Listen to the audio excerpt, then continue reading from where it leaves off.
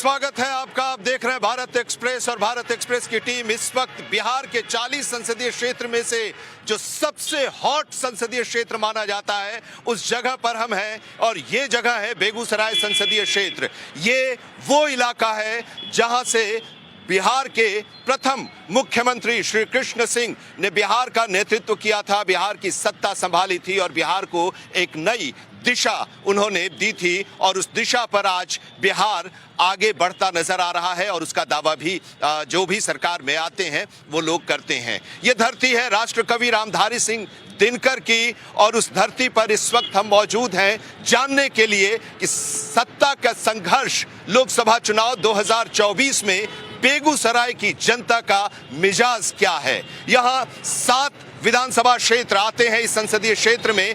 2020 का जो चुनाव हुआ था उसमें 2 बीजेपी ने जीता था, 2 आरजेडी ने और 2 सीपीआई ने।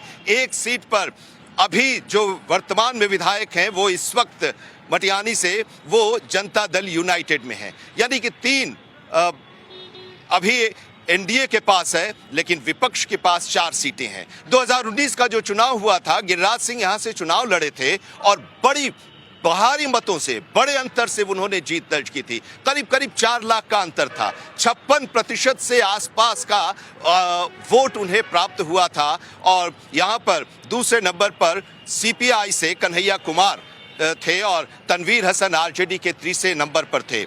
कन्हैया अब कांग्रेस में आ चुके हैं लेकिन इस बार उन्हें टिकट नहीं मिला। इंडिया गठबंधन की तरफ से ये सीट सीपीआई के खाते में है। अवधेश राय यहाँ से उम्मीदवार हैं, पूर्व विधायक।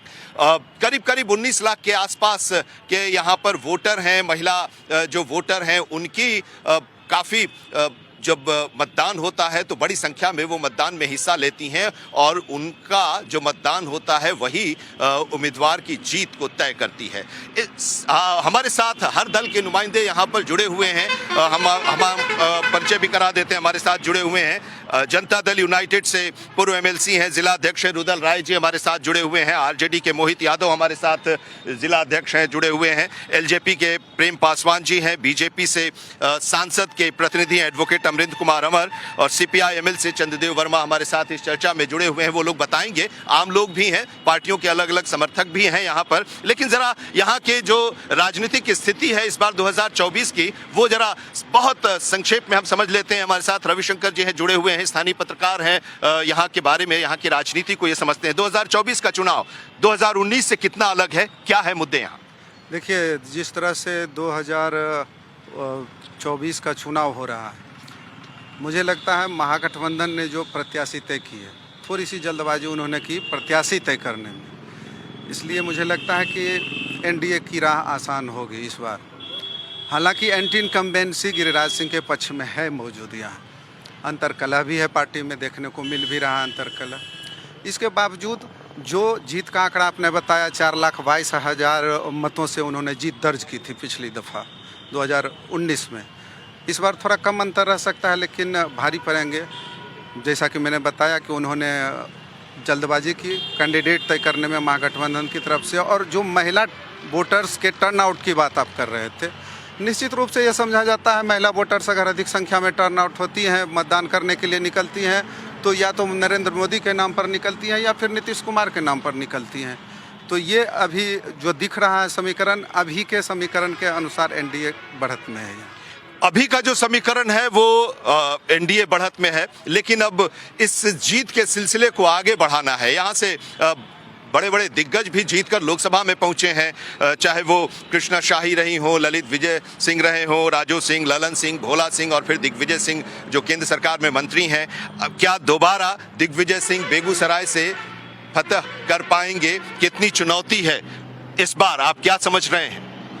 हमें लगता है कि बेगूसराय में 2019 में गिरिराज सिंह ने रिकॉर्ड मार्जिन से जीत दर्ज की थी और उसके बाद 50,000 करोड़ की जो योजनाएं बेगूसराय में आकार ग्रहण की है। सामने में दिख रहा है फ्लाईओवर है, रिफाइनरी का एक्सपेंशंस है, HURL है और इसके सिवा अन्य कार्य जो हैं। तो हमें लगता है कि जो जीत का मार्जिन है वो बड़ा ही होगा, घटेगा नहीं। जीत का मार्जिन बड़ा होगा, काफ़ी आश्वस्त है। इंडिया गठबंधन कहाँ? अंधविश्वास एक धोखा है, धक्का मारो मौका है। जिस योजना को 19 में दिखाया गया है उसी योजना को पुनः 24 में दिखाकर इस बार बेगूसराय के जनता ने मन बना लिया है। दंगाइयों को, महंगाइयों को सिमरिया पार भेजाना है। विपक्ष कह रहा है कि इस बार का जो चुनाव है उसमें वो पिछली बार की तरह नहीं होगी। जीत का अंतर तो जो था वो था, लेकिन इस बार नतीजे अलग होंगे, परिणाम अलग होंगे। माननीय मुख्यमंत्री श्री नीतीश कुमार ने जो काम किया है समाज के अंतिम कतार के लोगों के लिए, अति पिछड़ा दलित महिलाओं के लिए, और उन्होंने पंचायती राज में अधिकार दिया अति पिछड़ा को किसी से, महिलाओं को 50% आरक्षण दिया। और माननीय मुख्यमंत्री श्री नीतीश कुमार ने जननायक कर्पूरी ठाकुर के भारत रत्न के सवाल पर भारत के प्रधानमंत्री को लिखने का काम किया, और देश के प्रधानमंत्री नरेंद्र मोदी ने जननायक कर्पूरी ठाकुर को भारत रत्न की उपाधि दिया है। इसके लिए पूरे बिहार ही, बेगूसराय ही नहीं, पूरे बिहार के अति पिछड़ा समाज के लोग, जो 36% आबादी है, वैसे समाज के लोग, दलित समाज के लोग माननीय किसी मुख्यमंत्री नीतीश कुमार और देश के प्रधानमंत्री नरेंद्र मोदी के नाम पर झोली भरने का काम करेगा। और पिछले जो चुनाव हुआ है उस चुनाव को भी हम लोग बड़े पैमाना पर बड़ी लकीर खींच करके माननीय सांसद गिरिराज सिंह को जिताएंगे। बड़ी लकीर खींचेंगे। इस बार 2024 में 2019 का जो नतीजा था उससे भी भारी अंतर यहाँ पर होगा। ये जो पूरा इलाका है, अगर बेगूसराय की हम बात करें तो कहा जाता है ये बिहार का लेनिनग्राद है। लोकसभा के चुनाव के जो परिणाम अभी तक आए हैं, अगर एक बार को छोड़ दें शायद 1967 का, तो शायद कम्युनिस्ट यहाँ से नहीं जीत पाई है। एक बार फिर आपने दाव लगाया है। पिछली बार 2 चुनाव की करें तो आपस में ही लड़ाई होती थी। इस बार कंसोलिडेट कैंडिडेट आपने खड़ा किया है लेफ्ट की तरफ से। जी, इस बार हमने जो इंडिया गठबंधन की तरफ से कॉमरेड अवधेश राय को इस जंग में उतारा है।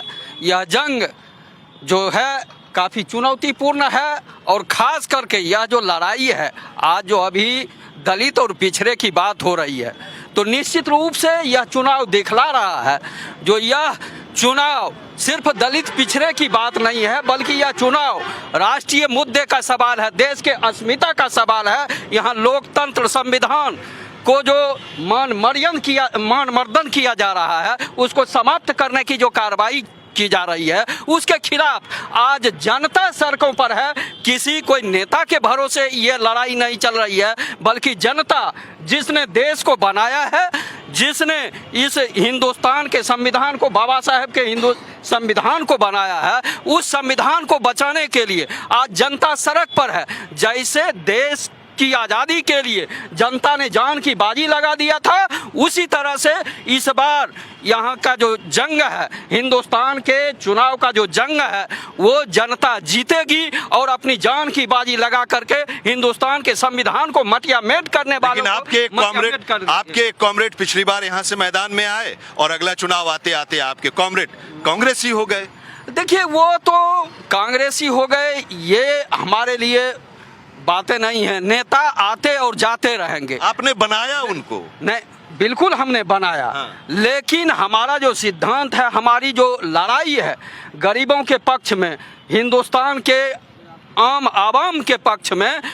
क्या उनको लगा कि आप जो लड़ाई लड़ रहे हैं, वामपंथ जो लड़ाई लड़ रही है, वो लड़ाई लड़ने की स्थिति में नहीं है, इसीलिए वो कांग्रेस में चले गए क्या, आगे की राजनीतिक भविष्य को देखते हुए? ये तो वो बता सकते हैं, वो भविष्य के बारे में वो बता सकते हैं।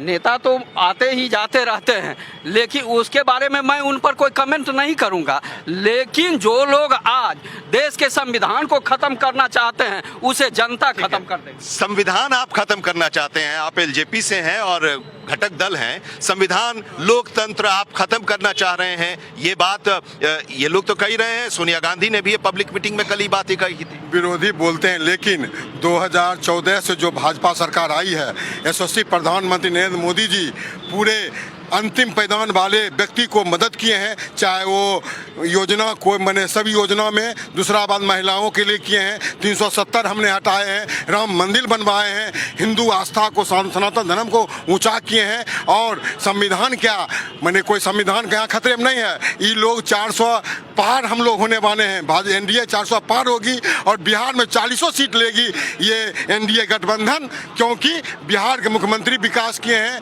देश के प्रधानमंत्री विकास किए हैं। और उनके साथ अगले बार 2019 में तीन गठबंधन था, इस बार तो हम लोग 5 हैं, जिसमें मांझी जी हैं, उपेंद्र कुशवाहा जी हैं, नीतीश जी हैं, लोजपा है और भाजपा है। इसीलिए कन्फर्म है यहाँ गिरिराज सिंह 6 लाख वोट से रिकॉर्ड मत तोड़ेंगे। बिहार की जनता इन्हें गिनीज बुक में नाम लिखाने का काम करेंगे। बेगूसराय की जनता। प्रधानमंत्री कहते हैं कि सरकार बनाना लक्ष्य नहीं है विपक्ष का, इंडिया गठबंधन का, सत्ता में आकर कमीशन उनका लक्ष्य है, कमीशन लेना है और हम तो सरकार एक मिशन के लिए चला रहे हैं। देखिए 3 मार्च को पटना के ऐतिहासिक गांधी मैदान से हमारे पार्टी के राष्ट्रीय अध्यक्ष आदरणीय लालू प्रसाद यादव बेजुबानों के जुबान, गरीबों की आत्मा ने आह्वान कर दिया, जो सनातन धर्म के नाम पर, हिंदू धर्म के नाम पर जो ढोंग रचने वाले हैं। जब हमारे सनातन धर्म में माँ बाप मरता है तो बाल दाढ़ी मन बनाने का काम करते हैं। इस देश के प्रधानमंत्री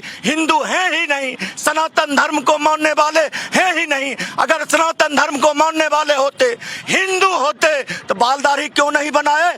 ये मुद्दा है क्या चुनाव का? हिंदू है ही नहीं, ये यही मुद्दा है। हिंदू को वो तो कह रहे हैं कि हम तो देश को विकसित राष्ट्र है ही नहीं। हिंदू होते, सनातन धर्म को मानते, तो माँ मर गई, बाल दाढ़ी बनाते क्यों नहीं बनाए? ये तो अलग अलग अपने अपने जगह की परंपराएं होती हैं, परंपराएं होती हैं। हिंदू नहीं। देखिए सबसे बड़ी बात यह है कि आपने इतिहास की बात कही, वामपंथ बेगूसराय का इतिहास हो गया। यहाँ पर कन्हैया ने कोलाहल के कोहराम से कहनूर लिखने की बड़ी कवायद की, पूरे देश भर के लोग आए, नेता आए, अभिनेता आए। 2019 के चुनाव को आप याद कर सकते हैं। आज फिर एक असफल कोशिश हुई है। मैं अपने वामपंथी मित्रों को कहना चाहता हूँ, वो याद करें 8 मार्च 1987 जब कांग्रेस और कम्युनिस्ट दोनों हथियारबंद अपराधियों के 2 गिरोह थे और जेल कांड हुआ। पूरे देश का पहला जेल कांड यही हुआ। और उसमें कौन नामजद हुआ? उसमें नामजद हुआ यहाँ के एमपी सूर्यनारायण सिंह, यहाँ के एमएलए, यहाँ के कार्यकर्ता। और कांग्रेस और कम्युनिस्ट के इस लड़ाई से हम बहुत आगे बढ़ चुके हैं, हम विकास के रथ पर आगे बढ़ चुके हैं। अब भारतीय जनता पार्टी के नेतृत्व में बेगूसराय विकास के रास्ते पर आगे बढ़ चुका है। अराजकता, खून खराबा और वामपंथ की जो शोहरत थी उससे हम बहुत आगे बढ़ चुके हैं। और कन्हैया ने यह माना कि बेगूसराय की धरती कभी कम्युनिस्टों को स्वीकार नहीं कर सकती है। इसीलिए एक हारी हुई बाजी पर हरा दांव हमारे सामने लगा गया है, जिसको आज से 2 दशक पहले इस धरती ने नकार दिया। तो पिछले बार से आप मान रहे हैं कि आपके लिए आसान है? बार से इस बार ज्यादा मार्जिन से जीतेंगे, क्योंकि एक नकारे हुए विचारधारा को, नकारे हुए दल को फिर हमारे सामने उतारा गया है।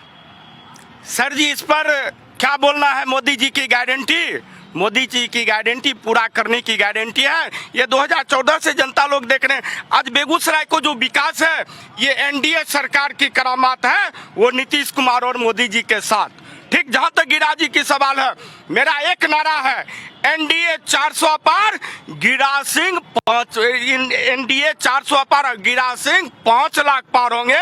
और एक चीज मैं आपको बतला रहा हूं, अभी देश का समीकरण क्या है इस पर आप लोग सोचिए, समझिए, उसके बाद बोलिएगा। पहला सर, 1 सेकंड, पहला हमारे देश की जो है अभी राजनीतिक विश्व में, मेरे देश की राजनीतिक विश्व की आतंकवाद खत्म करने के लिए शांति का संदेश लेकर मोदी जी घूम रहे हैं कि आतंकवाद खत्म करो। और हमारे देश के जितने भी पिछले सरकार की समस्या थी वो मोदी जी खत्म करने के लिए लगे हुए हैं। और इंडिया गठबंधन मोदी जी को खत्म करने के लिए लगा हुआ है। और जनता इस बार का चुनाव यहाँ क्या मुद्दे हैं? यहाँ विकास मुद्दा, और काफ़ी विकास 2014 के बाद हुआ है, उसमें कोई प्रश्न चिन्ह नहीं लगाया जा सकता है।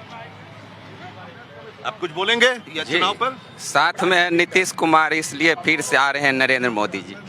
जी फिर दोबारा आ रहे हैं मोदी जी।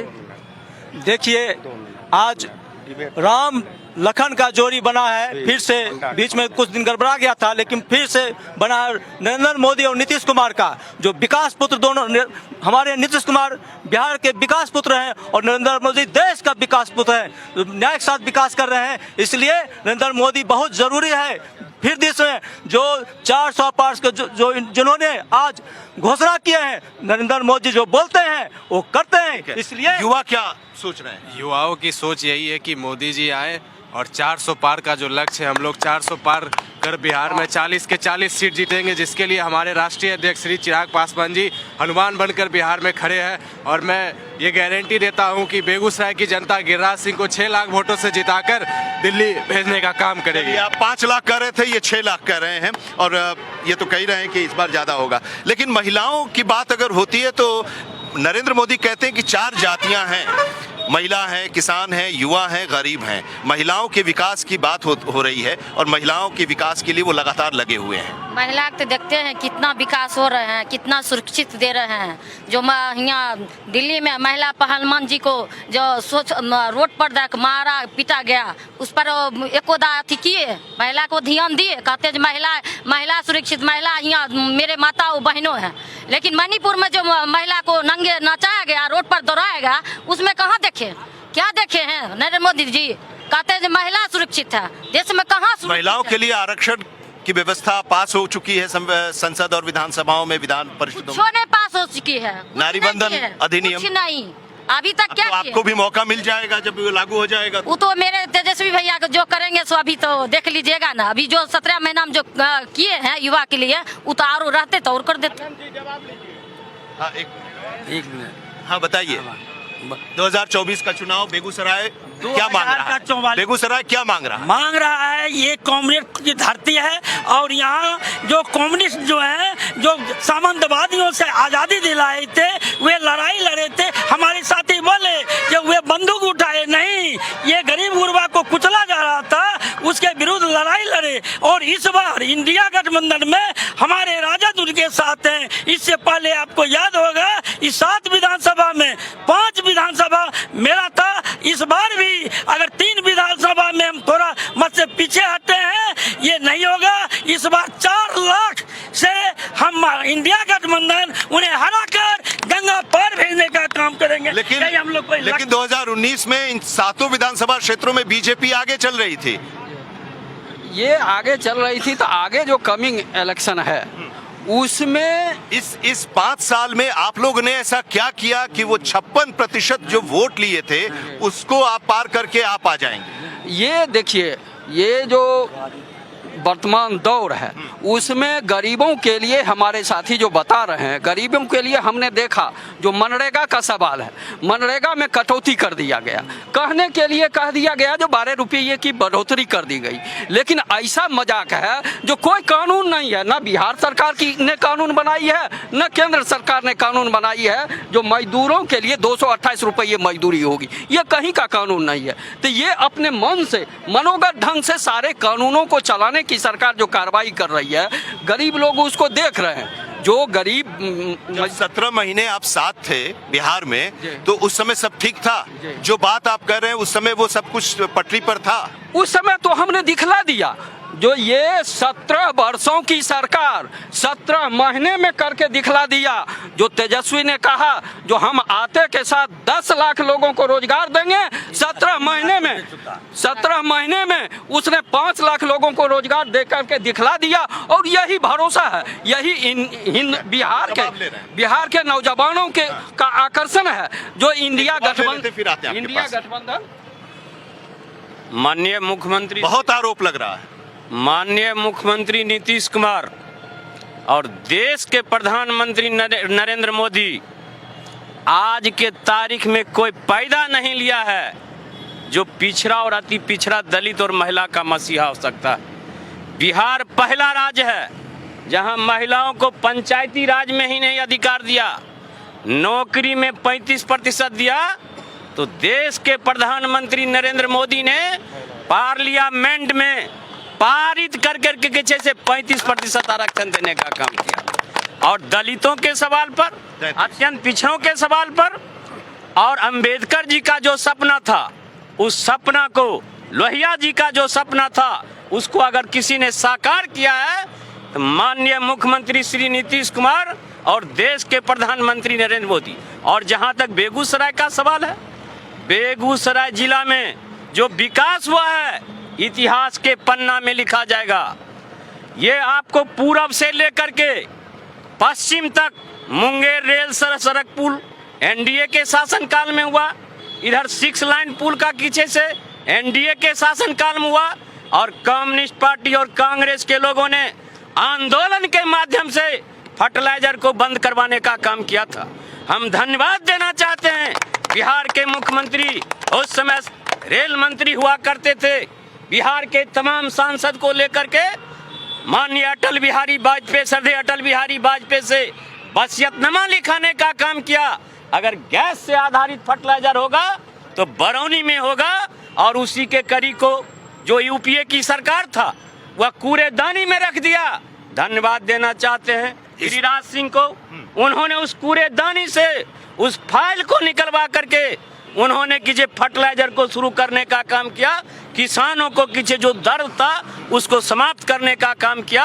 और आने वाला ये चुनाव में, इस चुनाव में कोई सामने नजर नहीं आएगा। 40 सीट में एनडीए गठबंधन जो एक रह गई थी वो भी इस बार आएगी। गठबंधन को एक भी सीट बिहार में वहनी होने वाला नहीं। जो क्या वो सहजता हो गई है जेडीयू और बीजेपी के बीच में, गिरिराज जी और आप लोगों के बीच में? जनता दल यू बीजेपी जिसके साथ रहता है वह किसी से शरीर और दिमाग और धन दौलत एक साथ रहता है, डंडी मारने का काम ठीक है। शंख और डपरु संघ के चक्कर में बिहार की जनता आने वाली नहीं है। 14 के लोकसभा में जो घोषणा पत्र था, याद करिए, प्रत्येक वर्ष 2 करोड़ युवाओं को रोजगार देने का काम करेंगे। जब युवाओं ने रोजगार मांगना आरंभ किया तो ये भारतीय जनता पार्टी वाले क्या बोले, पकौड़ा तौलना भी रोजगार है। एक मित्र हमारे बोल रहे थे, आपको जिनके साथ 17 वर्षों से कॉन्ट्रैक्ट मैरिज था उस दिन नौकरी क्यों नहीं दिए? चंद 17 महीने के कार्यकाल में देश की युवाओं की आवाज, आर्थिक न्याय के महानायक माननीय तेजस्वी प्रसाद यादव ने ये हमारे सर जो कहे नीतीश जी विकास किए, नीतीश जी सिनेमा विकास किए, दारू बंद करके गांव-गांव दारू बनने लगा है, हमारे गरीब आदमी मर रहा है। उन्होंने ये भाजपा सरकार ने जो हमारे फर्टिलाइजर था उसको निजीकरण तो आप ही ने बंद करवाया था ना, आप ही लोग की सरकार थी ना जब बंद हुआ।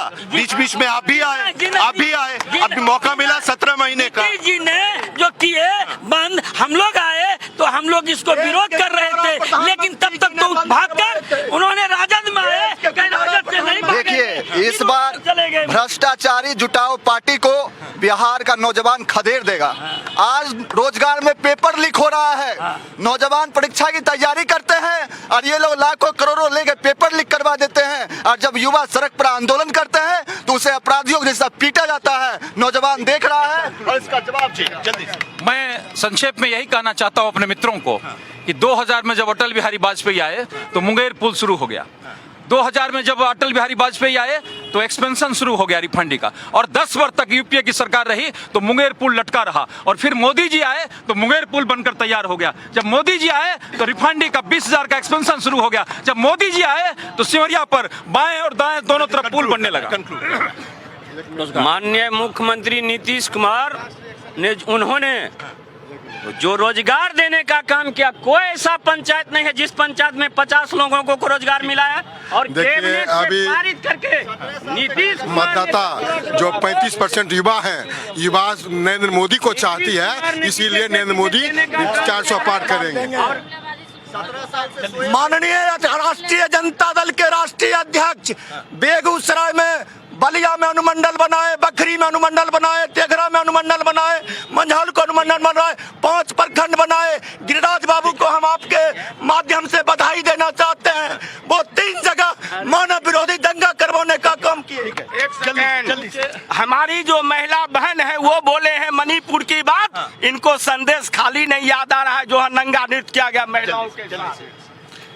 एक नैरेटिव बनाया जा रहा है बीजेपी के विरोध में। कुछ नहीं होने वाला है, गिरिराज सिंह जीतेंगे। अब चलिए समय हो चला है, लेकिन अब यहाँ के चौथे चरण में यहाँ पर मतदान होगा और उस दिन अपने जो मतदाता हैं वो अपने मताधिकार का प्रयोग कर बताएंगे कि 2024 में बेगूसराय की जनता क्या चाहती है, किसे चुनना चाहती है। रामधारी सिंह दिनकर राष्ट्रकवि की धरती है और उन्हीं की पंक्तियों से, क्योंकि जो भी राजनीतिक दल के लोग हैं या आम लोग हैं वो इस पंक्ति को जरूर रिपीट करते हैं, दोहराते हैं। इस तरह के जब स्थितियां आती हैं उस दौर में समर शेष है नहीं पाप का भागी, केवल व्याघ्र जो तटस्थ है, समय लिखेगा उनके भी अपराध। इन्हीं पंक्तियों के साथ बेगूसराय की तमाम आप जनता और जनप्रतिनिधि जो आए हैं उन लोगों का बहुत बहुत शुक्रिया। भारत एक्सप्रेस की इस खास पेशकश में मेरे साथ इतना ही। पवन शर्मा हमारे साथ हमारे कैमरामैन पवन शर्मा के साथ मुझे दीजिए इजाजत। देखते रहिए देश और दुनिया की खबरों के लिए भारत एक्सप्रेस। नमस्कार।